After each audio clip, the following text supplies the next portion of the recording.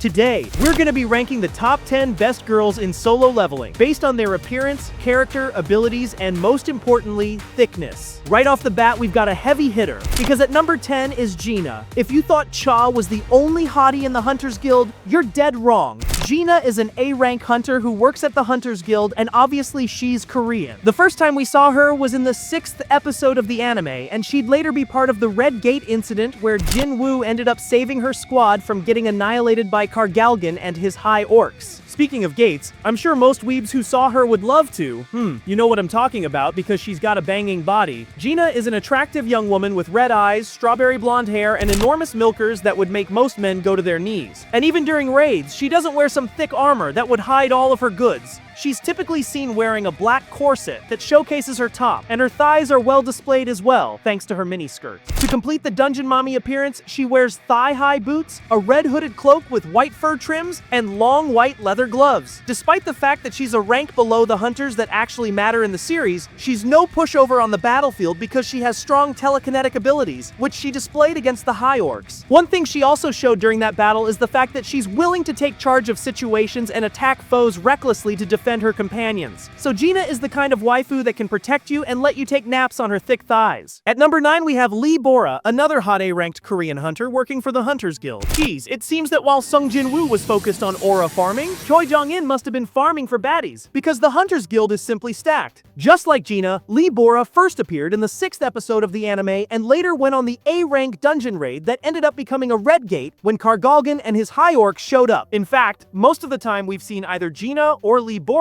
they've been together, so it's safe to assume that this pair of sexy hunters are besties. Speaking of pairs, Lee Bora has an amazing rack herself, and we get a great view of that along with her amazing body shape through her gothic maid-style appearance. She has short black hair with bangs framing her face as well as a small mole on her chin. And to top it all off, she wears glasses. So yeah, she's one of those polite, smart, and loyal maid waifus that most anime fans fantasize about. Despite her charming look, do not take her lightly on the battlefield because she can summon crazy monsters such as the giant worm-like creature she used to restrain monsters. I'm sure she can summon the worms of every male solo leveling fan just by passing by. Aside from her summoning magic, she also has heightened senses as she is the only one who was able to sense Jinwoo while he was using stealth to help out her team. Next up, we have the best thing to come out of Japan in the entire series, the Japanese S-rank hunter from the Draw Sword Guild, Kanai Tawata. To all the cultured gentlemen who are into goth girls, this one's for you. Kanai is every goth simp's dream, as she has long black hair, blood red eyes, purple lipstick, and black fingernails. She has a strong body and many black tattoos on her arms and the upper left side of her chest. When she uses her powers, her eyes glow red. In her first appearance, she wore a dark purple hat, a pink jacket, and black pants. During the Japan Crisis arc, she tied her hair in pigtails and wore a loose dark pink jacket that showed her midriff, black armored boots, and black baggy pants.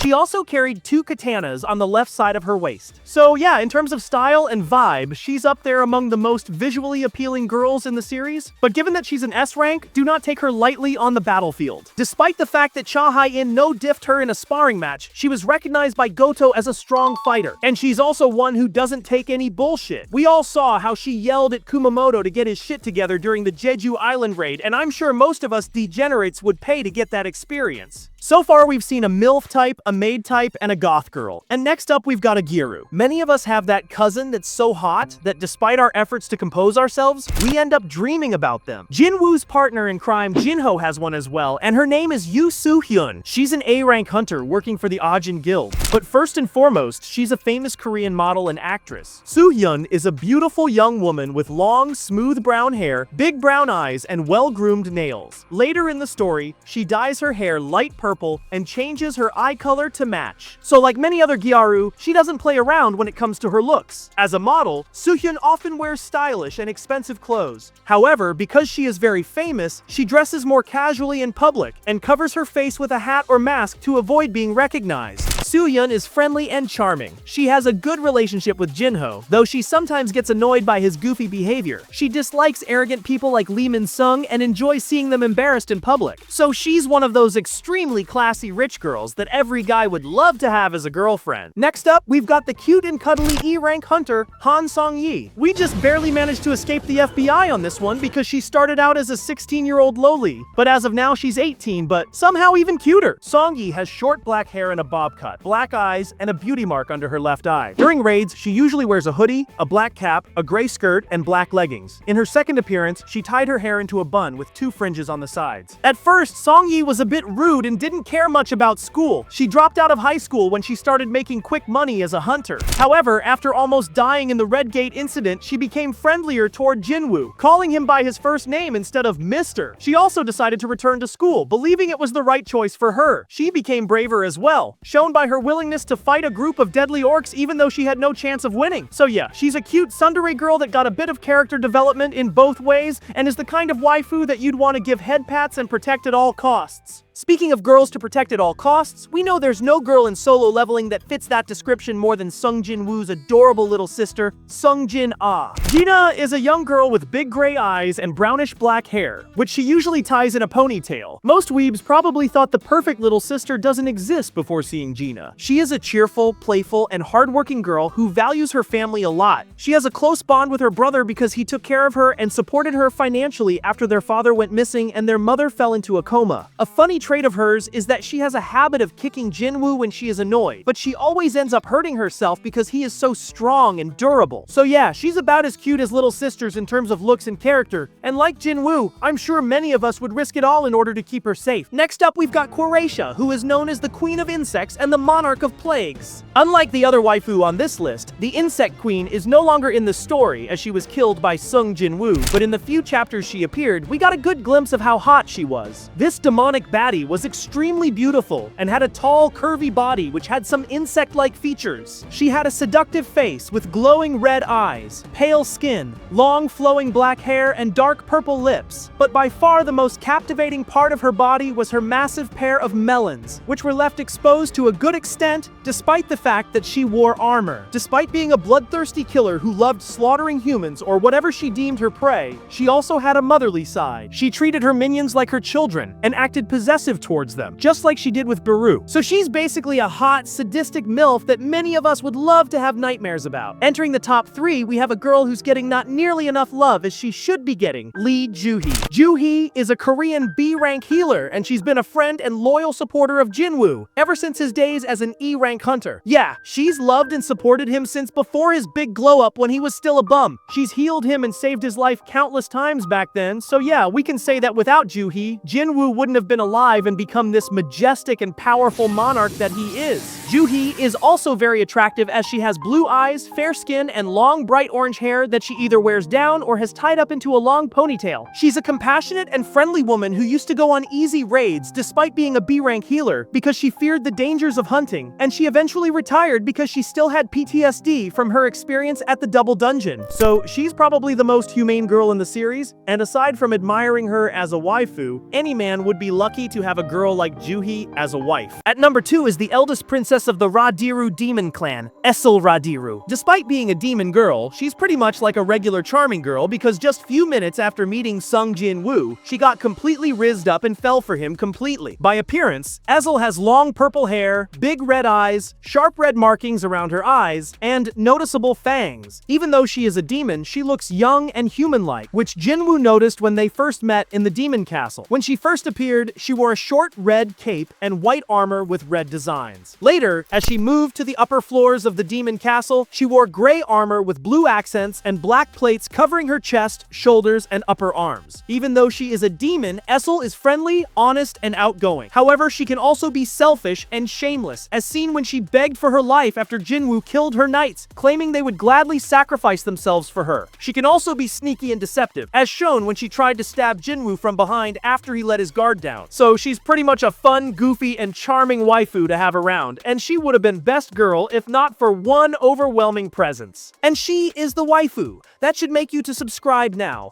I have her as a pillow. I sleep within the... never mind.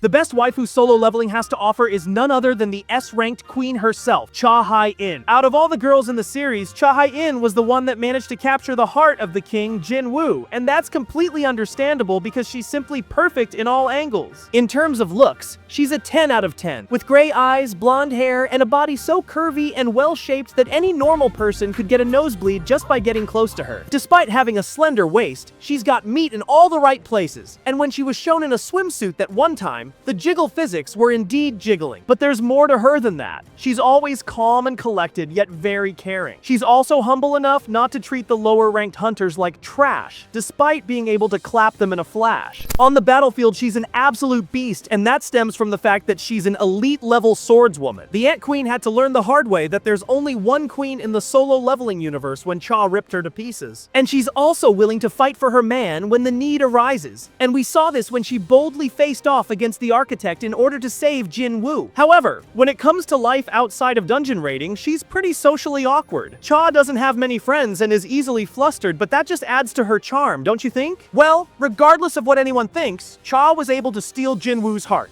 And that's the biggest feat any female character ever accomplished in the series. Cha Hae In is the perfect waifu, and that's why you should watch her reaction to Sung Jinwoo's aura farming on her. Click this video to see more.